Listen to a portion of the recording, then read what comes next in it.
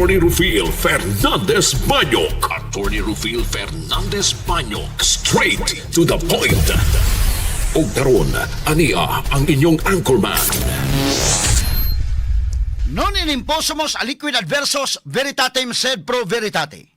Wa kitay mahimo aron sa pagpakigbatok sa kamatuoran, kundi aron sa pagdapig sa kamatuoran. Straight to the point. Luzon, Visayas ug Mindanao, Pilipinas, ug sa katawhan kutob sa mabot sa tong Sibya sa tibuok kalibutan via internet. Maayong buntag ug kumusta live gikan sa Queen City of the South, Cebu City, Philippines. Welcome nining atong tulumanon ug inyong tulumanon.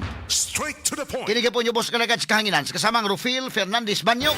Mao'y paday makiguban kaninyo nining laing adlaw sa atong pagpakigbisog. Adlaw karon mahigala nga Martes o pizza 3 na nining buwan karon sa Pebrero tuig 2026. Straight to the Sa point. gihapon ang tagantag pagtagad ng mga issues nga may labot ang lungsod. Nagbaga mga expose, naguna mga reports. Dinhi lamang gyapon mga higala sa atong pagaman-uban nining atong tulumanon ug inyong tulumanon. Straight to the point. Nagunas to may skutalan karong butaga mga kaigsunan. Low pressure area nga nahimutang sa northeastern Mindanao. Gawa sa Philippine Area of Responsibility adunay high chance nga mahimong tropical depression sa mosunod nga 24 oras. Straight to the point. Tagatanig pagtagad no butaga mga higala sa atong pagaman-uban usab nining atong tulumanon ug inyong tulumanon. Straight to the Kay point. karong adlaw lang daan mahigala, kagabi o karong buntag medyo gauwan-uwan gyud mga sukit tig paminaw. So atong susihon sa kahimtang sa panahon karon. O kumusta man kining maong nakita nga low pressure area o unsa may sunod nga mga updates ka niini mga suking tig paminaw. Straight to the point. Sa pikas bahin buwan sa Pebrero gisugat og dako-dako nga uminto sa presyo sa mga produktong petrolyo. Sugod karong mga orasa. Mo nila ing nakalaay aning kalakiharon. Straight to the Ah, point. ang presyo sa diesel mosaka og 1.60 matag litro, samtang ang gasolina 80 centavos ang matag litro. Straight to the Lain ning pagsaka mahigalan sad sa presyo sa produktong petrolyo. Samtang sa laing bahin mayor, vice mayor sa niaging o mga sakop sa konseho sa niaging termino sa lungsod sa Minglanilla, gisuspenso sa ombudsman. Straight to the point. Usa ka tuig nga pagsuspenso gumikan kini sa reklamo sa usa ka negosyante nga wa pag-aksyon sa ilang business permit applications. Straight to the point. Ato sa nagpagtagad lubutaga mahigala sa atong pagmanuban karon ning atong tulumanon ug inyong tulumanon. Straight to the Apan point. ipasabot si Minglanilla Mayor Rajiv Inad nga ang wala niya pag-aksyon sa business permit alang sa usa ka proyekto nagagumikan. Matod pa sa nakita niya nga risgo sa kinabuhi sa mga residente sa lugar tungod sa nangliki nga yuta. Straight to the point. Mao ko na hinungdan mahigala og ang businessman may pasultion, gilangan-langan mahigala ni Inad ang iyang application sa business permit. Pero si Inad may pasultion matod pa niya nga kini kuno mahigala ang wa pag-aksyon makagilaan gumikan kini kay dunay nakita nga risgo sa kinabuhi sa katawhan, kinabuhi sa mga residente sa mga lugar. Tungod sa nangliki matud pa nga yuta mga sukid tig paminaw. Straight to the point. Tagatanig pagtagad lubutaga sab sa atong pabanuban may galan ning atong tulumanon ug inyong tulumanon.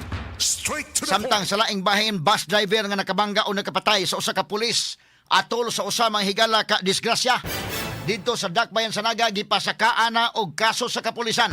Straight to the point. Kini usa ka sakop mga higala sa kini traffic police mga kagilaan nga diin na disgrasya diha sa may Naga area kay nadasmagan sa series bus patay in town mga sukid tig paminaw.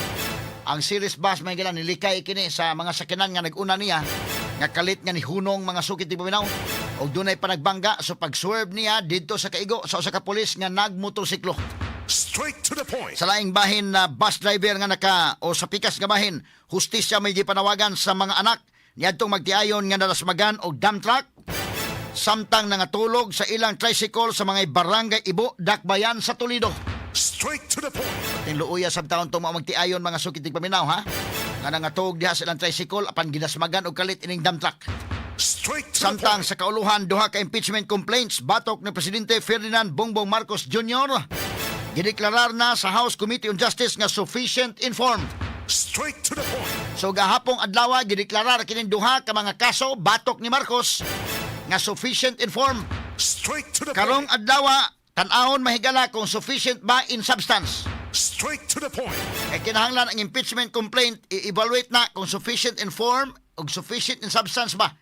Una pa mahigala sugdan ang pag-evaluate na sa kinining gibug-ato ni ini og dugang mga discussion sa Committee on Justice human kini madeklarar nga sufficient in form and substance. So gahapon nadeklarar na nga sufficient in form, karong adlaw ato sa ngatangan kung sufficient ba in substance. Straight to Kay the kung point. dili gani, delikado, Di pa maka first base ng maong impeachment complaint, delikado mahigalag ma-dismiss na mga sukit di paminaw. Straight to the point. Unya ang sa pikas bahin kagahapong adlaw sab ipasakaan na og duha ka mga impeachment complaint si Vice Presidente Sara Duterte gahapong adlaw gikan sa Makabayan Block. Straight to the point. Ani pasaka na sa kaso batok niya wa na pabuta mahigala kining February 6 Gahapon gipasaka na ang maong kaso. Straight to the point. Samtang Senate Minority Leader Alan Peter Cayetano ni angkon nga Y3C ka numero nga igong ikahulip sa liderato karon sa Senado. Straight to the point. Kini uguban pang mga iskutanan inyo mabati exclusive over DYHP RMN Cebu 612 sa dial sa inyong mga radyo sa 93.9 IFM.